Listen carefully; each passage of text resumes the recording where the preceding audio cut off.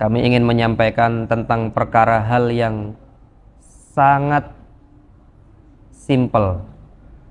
Barangkali malah ini adalah sangat dianggap remeh. Namun hal simpel atau hal remeh ini begitu besar nilainya di mata Allah, di hadapan Allah Subhanahu wa taala, yaitu perkara niat. Perkara niat. Dan niat itu tidak selalu untuk diucap. Bisa cukup di hati. Dan niat ini sangat menentukan apakah kemudian amalan kita ini kemudian menjadi diterima atau ditolak oleh Allah Subhanahu wa taala. Banyak hal yang dilakukan oleh seseorang itu hal besar, amalannya besar, namun niatnya salah, maka itu akan kemudian tertolak. Atau ada amalan kecil tapi niatnya besar. Misal ada orang barangkali ingin sekali, hanya niat saja, ya Allah, moga-moga di hari terakhir pada bulan Ramadan, di malam 29, ingin nanti malam itu bangun, iktikaf, sholat tahajud, sholat malam. Hanya niat saja, baru niat. Maka itu sudah terhitung daripada amalan atau perbuatan atau pahala. Sudah dapat. Maka jangan pernah meremehkan niat.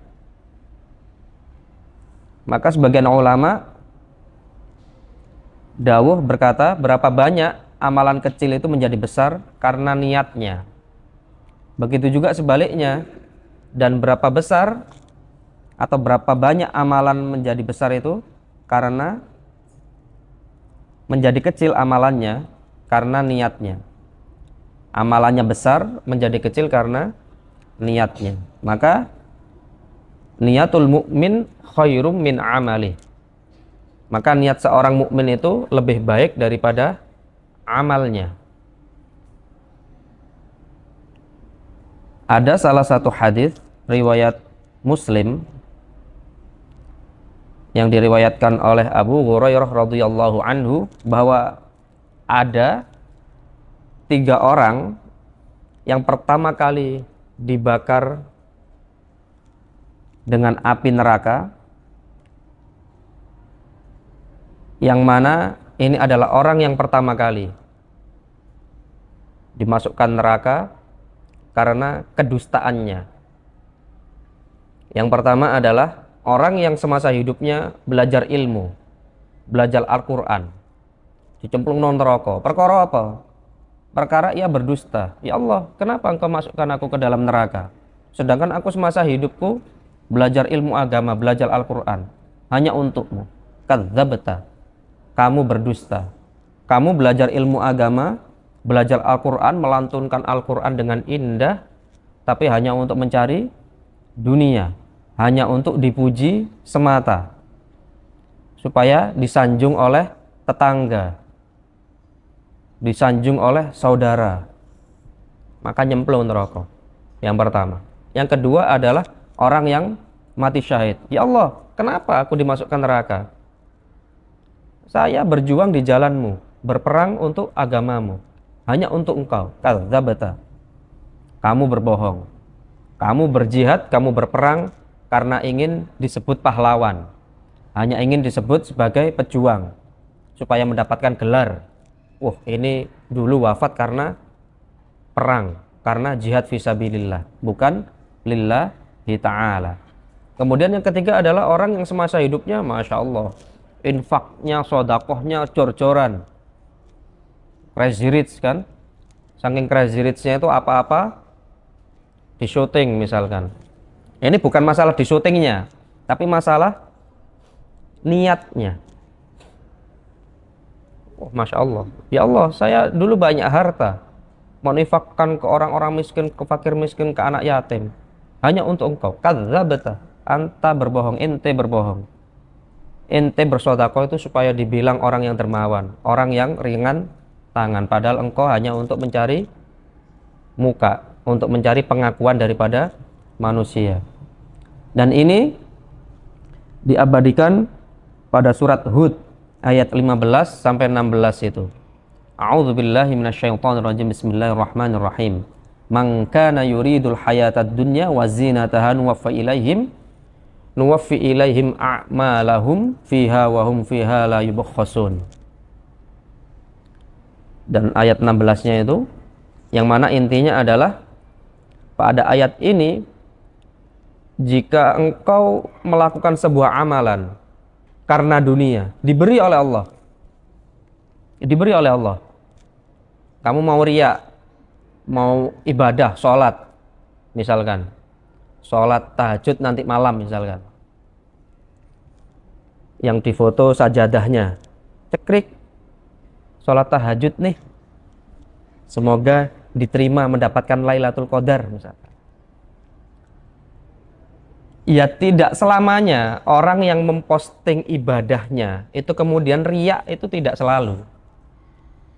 Tidak selalu.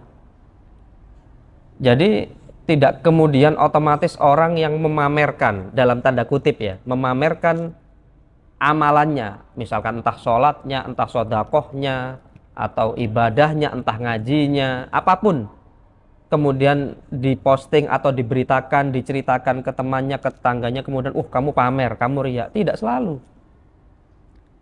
Karena di situ masih ada unsur syiarnya, ada unsur mengajaknya. Itu tergantung niatnya. Bagaimana ketika ia menyampaikan, ketika ia memposting, itu tergantung niatnya. Kalau niatnya memang bismillah lillahi ta'ala, semoga apa yang saya posting, apa yang saya sampaikan, apa yang saya ceritakan ini kemudian memberikan inspirasi, memotivasi orang lain untuk mengikuti apa yang saya lakukan. Jadi nggak selalu. Bisa jadi kita mengatakan riya seseorang itu karena hati kita malah yang salah. Karena mungkin karena kita ada tendensi kepada orang yang posting itu tadi, karena nggak suka misalkan. Jadi apapun yang dia posting, apapun yang ia katakan salah semua, elek kabeh. Gitu. Jadi bisa jadi dia itu lillahi ta'ala. Apa yang ia posting, apa yang ada di WA story-nya, ada yang di Instagram story-nya misalkan, itu semua bismillah lillahi ta'ala, syiar. Semoga orang mengikuti, semoga orang terinspirasi. Kitanya yang bermasalah. Karena hati kita ini terlalu gelap, terlalu kotor, kemudian apa-apa yang dilakukan oleh orang lain, bahkan yang tidak kita kenal pun, itu kita gak suka. Riya arek iki, pamer arek iki. Gitu. Jadi kalau kita melihat orang lain, berhusnudzonlah. Ketika melihat orang lain, berhusnudzon saja. Oh, moga-moga dia niatnya baik, niatnya lurus. Yang menjadi PR adalah untuk diri kita, harus bisa menata. Bisa tidak diposting, tidak diceritakan, tapi salah niat, ya sama saja. Oh enggak, saya ini ibadah tapi enggak pernah saya posting. Nah itu juga sombong. Itu juga bisa jadi salah niat. Karena apa? Dia merasa lebih baik daripada orang yang memposting amalannya. Saya puasa, saya juga sholat malam, saya juga sodako, enggak pernah saya posting, enggak pernah saya foto. Saya ikhlas misalkan. Saya tulus. Ya itu bisa jadi apa yang kita sampaikan ke orang lain itu tadi, meskipun kita tidak pernah memposting amalan kita, tidak pernah dalam tanda kutip memamerkan amalan kita, tapi bisa jadi terselip niat di dalam hati yang tidak kita sadari bahwa sebetulnya kita itu juga riya, tapi riya yang terselubung. Maka seseorang itu yang menginginkan dunia, melakukan amalan yang mana ia ingin mendapatkan dunia, ingin dipuji, ingin dilihat orang, ingin disanjung orang, diberikan oleh Allah Subhanahu wa Ta'ala. Tapi hanya mendapatkan itu di dunia, akhiratnya tidak dapat, sudah habis, sudah diberikan cash kontan di dunia, akhiratnya tinggal menunggu penghitungan. Tapi begitu juga sebaliknya, orang yang melakukan amalan niat lillahi ta'ala, maka penting kita meniatkan sesuatu itu lillahi ta'ala. Noto atine, bukan hanya lisannya saja, bukan lisannya mengucapkan lillahi ta'ala, tapi di hatinya bahwa saya melakukan ini, saya menghafalkan Al-Quran, saya belajar ilmu agama, saya sholat, saya ibadah, saya sodakoh, apapun lillahi ta'ala. Maka ketika kita meniatkan itu dengan baik, dengan benar untuk Allah Subhanahu wa Ta'ala, maka pasti dunianya akan diberi, pasti dunianya akan mengikuti. Jadi kita harus pandai-pandai menata niat kita, menata diri kita dalam hal melakukan amaliyah-amaliyah yang sifatnya baik itu duniawi atau ukhrawi. Meskipun perilaku dunia, selalu kita niatkan kita bekerja, bismillah, niat bekerja lillahi ta'ala. Maka akan bernilai ibadah dan juga akan bernilai dunia. Dunianya akan diberikan oleh Allah Subhanahu wa Ta'ala.